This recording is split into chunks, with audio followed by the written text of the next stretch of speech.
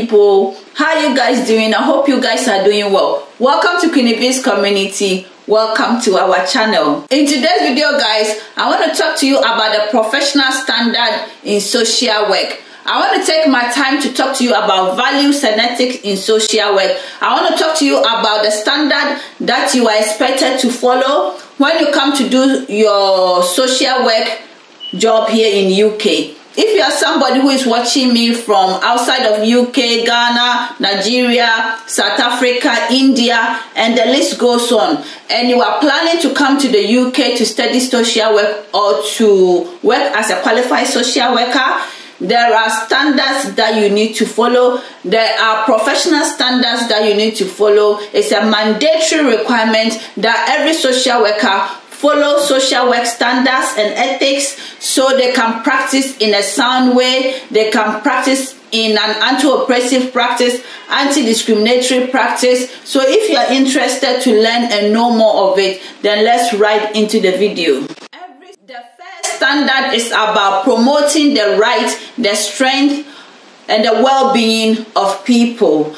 What I'm going to say about this is that you're going to work with some of the most vulnerable people in society. Social work is about promoting the right of people, enhancing the knowledge of people, making sure that vulnerable people are getting good outcome in their lives. And how do you do that? By following the standard.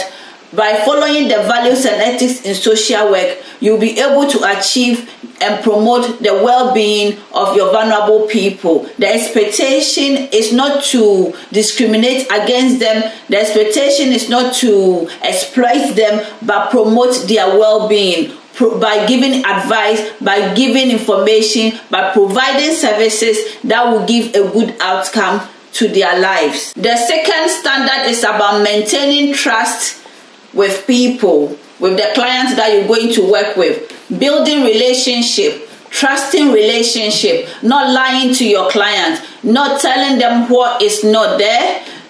Clients come to children's services, adult services for support. Every client that has come to the attention of children's services have come to the attention of adult services needs support, but support and services are very limited. But you don't go in just because you want to build their trust. You want them to trust you. Then you lie to them and tell them stories and tell them that you are going to offer A, B, and C. It might not happen because of lack of resources, because of lack of funding. So you have to be open and honest with your clients. You have to obviously try your best to provide support and services. But sometimes the reality is that you are so limited as a social worker. Believe me or not, I've done social work for 13 years, so I do understand what I'm talking about. But as much as possible, the most important is to be honest and truthful to your client in terms of your role, in terms of your remit, in terms of what you can do to offer support and services. The standard number 3 is about you being accountable for the decisions you make. In social work, you are accountable for yourself. When you were a student, to some extent, you are not accountable because you have a practice educator who is monitoring you, guiding you, and supporting you in the placement. So for me, I always take my practice education, my role as a practice educator so seriously.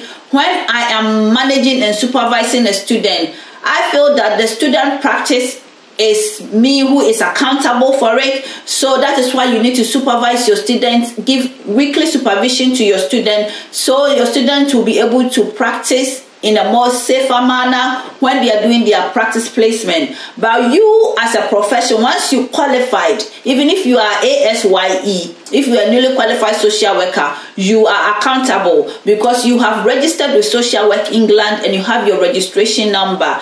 Don't forget that your registration number can be taken away from you. You can be struck off from the register if you don't follow the values and ethics, if you don't follow the principles, the standards that has been set out. You are accountable for your practice in terms of your recordings, in terms of seeking supervision, seeking directions in terms of your working relationship with your client, you are accountable. So when you are out there, you are wearing the hat of a social worker.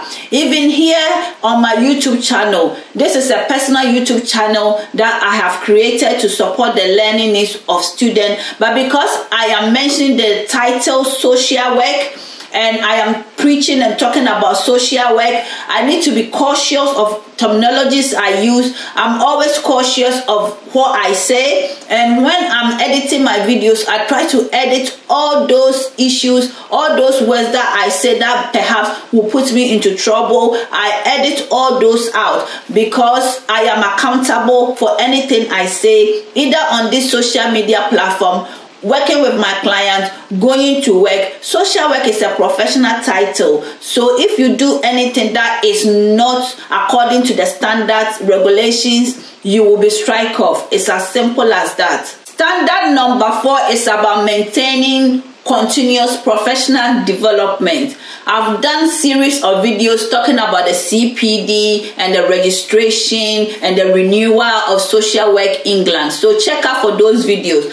But the requirement, the standard is saying that before you can be able to continue to practice as a social worker, you need to meet the CPD, the Professional Continuous Development, which includes attending training, doing reflections, peer reflections, seeking supervision, doing research, reading. All these things that you do helps you to meet the standard, help you to renew your registration, and more importantly, help you to stay according to what the ethics are saying in social work. Anti-oppressive practice, anti-discriminatory practice is so very important in social work. When you come into social work, then you understand the respect for people, valuing diversity, and supporting people to access support and services. And that is what you need to also continue to learn, continue to develop your knowledge in social work, so you can be able to support the vulnerable people that will be assigned to you when you come here to work as a qualified social worker